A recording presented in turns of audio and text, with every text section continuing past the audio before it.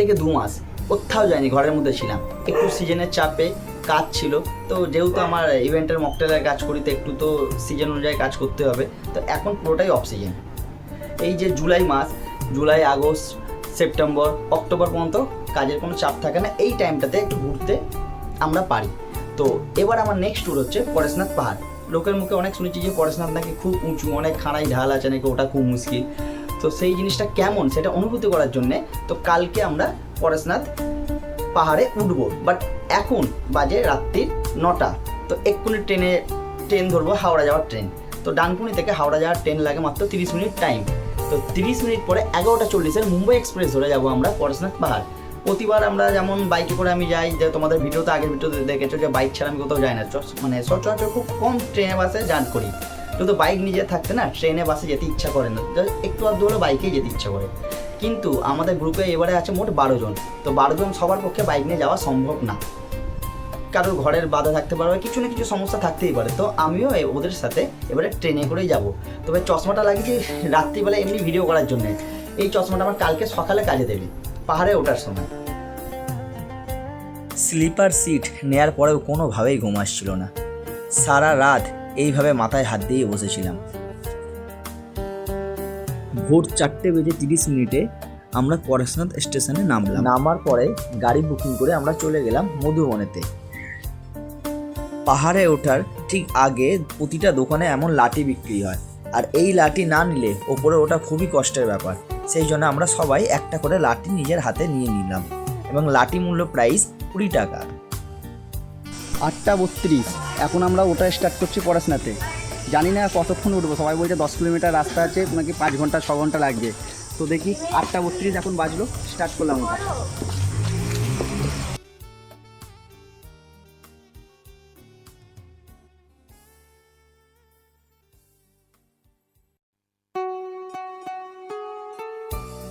খুবই খারাপ অবস্থা, রাস্তা দেখো কতটা ঢাল।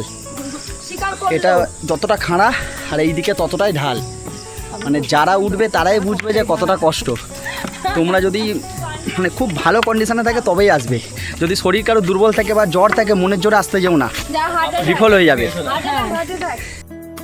প্রতি 1-2 কিলোমিটার ওঠার পরে ছোটোখাটো এমন দোকান পাওয়া যাবে, আর এগুলোর মধ্যে তোমরা ভারী কিছু খাবার পাবে না। হালকা কিছু লেবু জল বা কোল্ড ড্রিঙ্কস এইসব পাবে, কিন্তু সেগুলোর দাম নিচের দোকানের থেকে দ্বিগুণ হবে। একটা জলের দাম 20 টাকা হলে এখানে সেটার দাম 40 টাকা।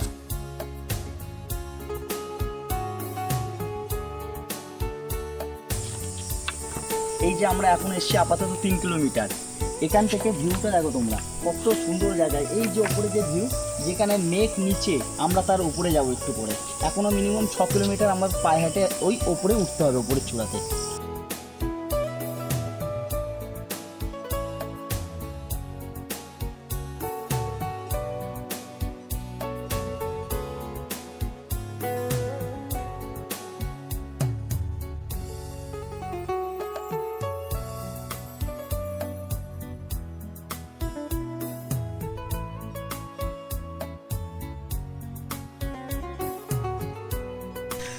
প্রতিটা জায়গায় ওই 1 কিলোমিটার আসার পরেও এমনি একটা জায়গা আছে যেখানে বৃষ্টি পড়লে আমরা অনায়াসে এই জায়গায় দাঁড়াতে পারবো। এই জন্য প্রতি 1 কিলোমিটার অন্তর অন্তরে আমাদের জন্যে, যারা ট্যুরিস্ট আছে তাদের জন্য এইগুলো জায়গাগুলো করে রেখে দিয়েছে। আর আমরা ছিলাম মিনিমাম 10 জন। তো 10 জনের মধ্যে প্রায় সবাই এদিক ওদিক হয়ে গেছে, যেহেতু আমরা একটু পেছনে আছি। কারণ হচ্ছে আমরা যেহেতু ভিডিও বানাচ্ছি আমি, আর আমার বন্ধুরা টুকটাক করে ভিডিও করছে। এবার যারা একটু আগে আছে ওদের অত ভিডিও করার নেই, ওটা আগে বেরিয়ে গেছে, আমরা পেছনে। তো আমাদের সাথে এখন তোমরা যারাই আসবে সাবধানেভাবে আসবে। এই যে রাস্তা দেখছো, এই রাস্তা পুরো শুনশান। আর এই একজন আসছে, এই এখন ডাল খেতে খেতে খেতে খেতে এদিক ওদিক খেতে খেতে আসছে। চলো আরও যাই, আরও যাই আসবে সব কিছু ক্যারি করে। কিন্তু হ্যাঁ, বিশেষ করে জলটা ক্যারি করে আনবে। এখানে জলের দাম দ্বিগুণ, তাও সব জায়গাতে জল পাওয়া যায় না, অনেক দূরে দূরে গিয়ে তারপরে জল পাওয়া যাচ্ছে।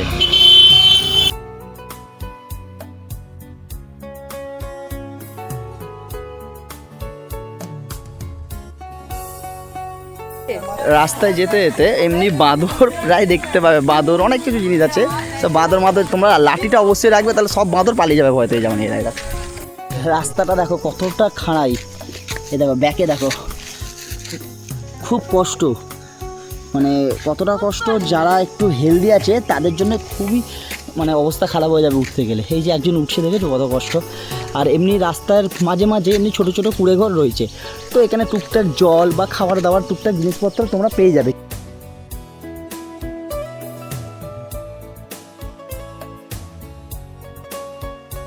দেখো এখন এখান থেকে সিধে যেতে হবে, এখনও ধরে নাও 5 কিলোমিটার 4 কিলোমিটার মতো রাস্তা আছে।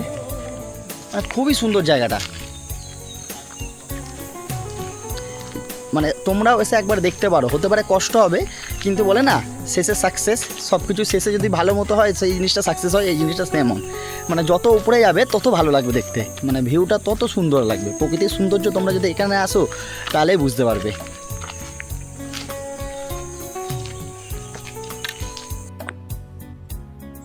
যারা বাইক নিয়ে আসবে, এটা হচ্ছে বাইকের শেষ রাস্তা, এর ওপরে বাইক আর যাবে না। একমাত্র বাইক তাদেরই যাবে যারা এখানকার বাসিন্দা, যারা এখানে বাইক নিয়ে 1000 টাকা করে নেয় ওপরে ওঠাতে। এই সামনেটা তোমাদের যে দেখালাম, বাইক ওই পর্যন্ত শেষ। এবার পুরো রাস্তাটায় এবার যারা আসবে বাইক করে, বাইক ওখানে রেখে পুরো রাস্তাটাই এখন হেঁটে হেঁটে যেতে হবে।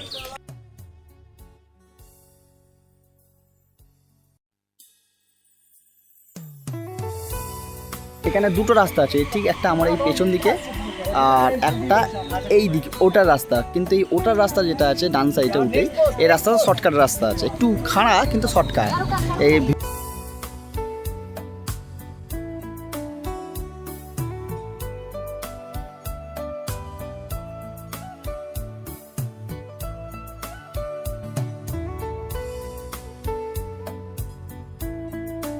এই যে রাস্তাগুলো দেখছো, এটা হচ্ছে শর্ট রাস্তা। লং রাস্তা হচ্ছে এগুলো ঘুরে ঘুরে আসতে হবে, বাট আমরা শর্ট রাস্তা দিয়েই আসছি, আর পারছি না, অনেক হাঁটা হয়েছে।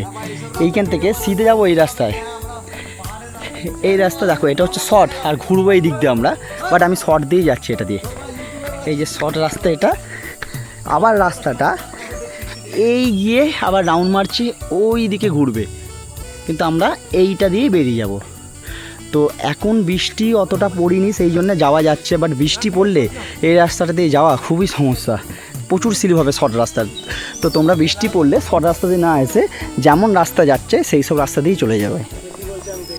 সবার হাল মনে হচ্ছে কোনো দেশ পাড়ি দিতে এসছে, এক দেশ থেকে আরেক দেশে। সব লাঠি নিয়ে যা এদের অবস্থা, এর তো বিশেষ করে এ রোগা মানুষ এত একটা ভারী শরীরকে টেনে টেনে নিয়ে আসছে, এই অবস্থা কী হবে তোমরাই বলো। আর এ তো ছেড়ে দাও, এ বউকে ছেড়ে দিয়ে নিয়ে যাই এখন বাঁচতে ব্যস্ত। আর একজন আছে, একজন আছে চাঁদের মাল, এগুলো চাঁদ থেকে এসছে, এলিয়েন মাল পুরো একদম। এই দুটো চাঁদ থেকে এদেশে এসছে। শর্ট রাস্তা মারতে গিয়ে যে এত কষ্ট হবে ভাবতে পারিনি, শুধু 2 পা এগাচ্ছি 3 পা বসছি। দেখো গ্রুপের তো অর্ধেক ছিটকে গেছে, অর্ধেক বাড়ি চলে গেছে, বলছে ওদের আর যাওয়ার ক্ষমতা নেই। দেখো এটা হচ্ছে শর্ট রাস্তা, জঙ্গলের ভেতরে, পুরো জঙ্গল। এই যে ছেলেটা আমাদের গ্রুপের ছেলেদের মধ্যে সব থেকে অবস্থা খারাপ হচ্ছে, ওআরএস খেয়ে খেয়ে আসছে, কিন্তু উঠবে, মনে জোর আছে, গায়ে জোর না থাকুক মনে জোর আছে ছেলেটার, মুখটা দেখে রাখো।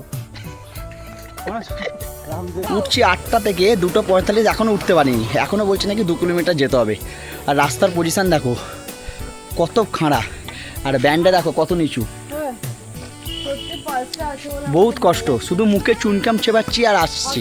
যদি এটা না থাকতো, এটা যদি পকেটে না নিয়ে রাখতাম তো কষ্টের শেষ থাকতো না।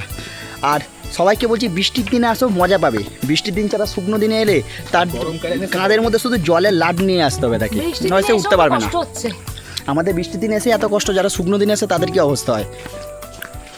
সিধে হাঁটতে হাঁটতে আমাদের এত কষ্ট হচ্ছে আর পাচ্ছি না, এবার উল্টো হাঁটছি, যেহেতু পায়ের চাপটা উল্টো হচ্ছে, একটু স্বস্তি বোধ হচ্ছে, তাই উল্টো হেঁটে হেঁটে যতটা যাই। তবে একটু রিক্স আছে, যদি পেছনে বাইক থাকে তাহলে তবু মানে একটু রিক্স হতে পারে, কিন্তু তবু আমরা দেখে শুনে যাচ্ছি বলে কষ্ট হচ্ছে না। এদিকে ভিউটা দেখে না আমরা, শেষমেশ আমরা পরেশনাথে উঠেই গেলাম। আর 200 মিটার মাত্র, আর 200 মিটারের মধ্যে পুরো ছুঁয়ে যাবো পরেশনাথে। আর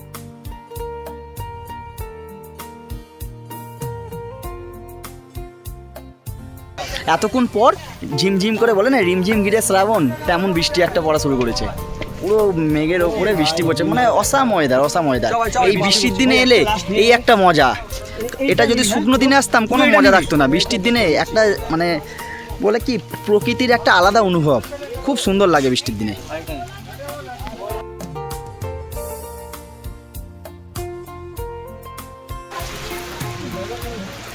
পুরো মনের ইচ্ছা পূরণ হলো, ভেবেছিলাম বৃষ্টিতে ভিজবো, বৃষ্টিতেই ভিজলাম। কত জোর বৃষ্টি পড়ছে দেখো, পুরো শেষ মাথায় চলে এলাম। আর কিছু সিঁড়ি কভার করলেই পুরো ডাইরেক্ট মন্দিরে, শেষ মাথায় এসে সাকসেস বলে না, যার শেষ ভালো তার সব ভালো, এটাই তার প্রমাণ। ঠাকুর ডেকেছে।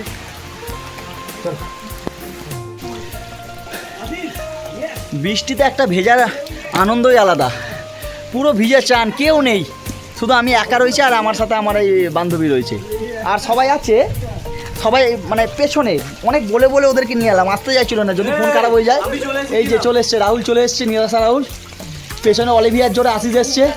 এই ছেলেটা পুরো একটা মেয়েলি টাইপের, উঠতে চাইছিল না, বাট ওই মেয়েটা আছে ছেলে টাইপের, ওই জন্য ওর কথাই এই মেয়েটা উঠেছে, টুপিওয়ালা মেয়েটা। চলো এবারে যাই, এবার আস্তে আস্তে আরও উঁচুতে, রাস্তা যেন আর শেষ হচ্ছে না, উঠে যাচ্ছি তো উঠেই যাচ্ছি, কিন্তু আমাদের এখানে সব থেকে লেটেস্ট নিউজ, যে বৃষ্টিতে জীবনে ভেজে না সে আজকে এখানে ভিজেছে, সে হচ্ছে এই যে দাঁড়িয়ে আছে বিশ্বনাথ রাজাক আর সুপর্ণা রাজাক, এই দুজন। এত ভারী শরীর হওয়ার পরেও এতটা উঠেছে, এর জন্য সবাই আমরা একটা ওকে স্যালুট জানাচ্ছি।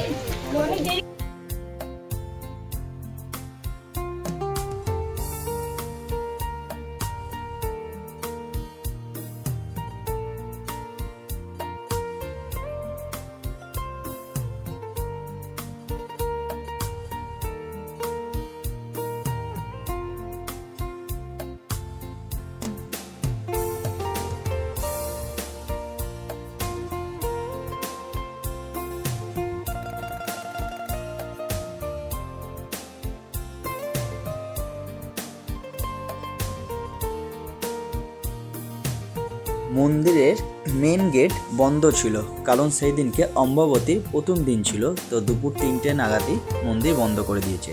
আর আমাদের এখানে উঠতে উঠতে বেজে গেছিলো বিকেল 4:30, মানে সকাল 8টা থেকে ওটা শুরু করেছি, 4:30-র সময় এখানে কভার করলাম।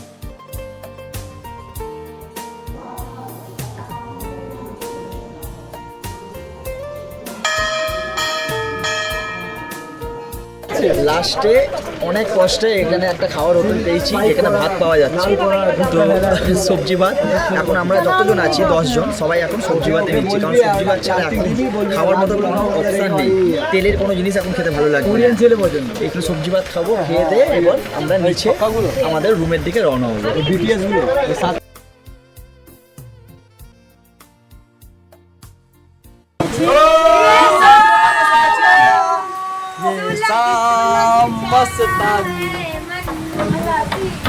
পাহাড়ি এলাকায় আমরা পুরো বৃষ্টিতে, এখন আমরা 7.5 কিলোমিটার 8 কিলোমিটার যাবো। এবার নামতে নামতে আমরা 3 কিলোমিটার নেমে গেছি, বুঝতেও পারছি না, যেহেতু নামার সময় ঢাল আছে, তো ঢালের মধ্যে 3 কিলোমিটার কীভাবে নেমে গেলাম এখনও নিজেরাও জানি না। এখন আমরা পুরো ভিজে গেছি, পুরো ভিজে চান সবাই, সব ভিজে গেছি, এখন সব ভিজে, এখন মিনিমাম পাহাড় থেকে আমরা এখন আছি 6 জন, আর 4 জন একটু ওপরে আছে। তো খুব সুন্দর, কেউ নেই, ফাঁকা, বৃষ্টিতে ভিজে যাচ্ছে, আর ঘেরা সবুজ অরণ্যের মধ্যে আমরা মানে মানে হয় না একটা সিনেমায় দেখা যেমন সিন, ঠিক সেমনি জিনিস দেখছি আজকে। এখনও এখান থেকে আরও 7 কিলোমিটার এখনও আমাদের নিচে নামতে হবে, তবে যাবার পথে যতটা কষ্ট হয়েছে, নামার সময় ঠিক ততটাই আরাম হচ্ছে। না এখানে লাইট আছে, না তোমার এখানে চাঁদের আলো আছে, পুরো কুটকুটো অন্ধকার, দেখো কোনো কাউকে দেখতে পাবে না, এত অন্ধকার, শুধু ফ্ল্যাশ মেরে মেরে আমরা যাচ্ছি। ফাইনালি নিচে নেমে এলাম, এবার রাতের ডিনারটা একবারে করে তবেই রুমে গেলাম আমরা। যদি তোমাদের ভিডিওটা ভালো লাগে তো অবশ্যই সাবস্ক্রাইব করে দিও।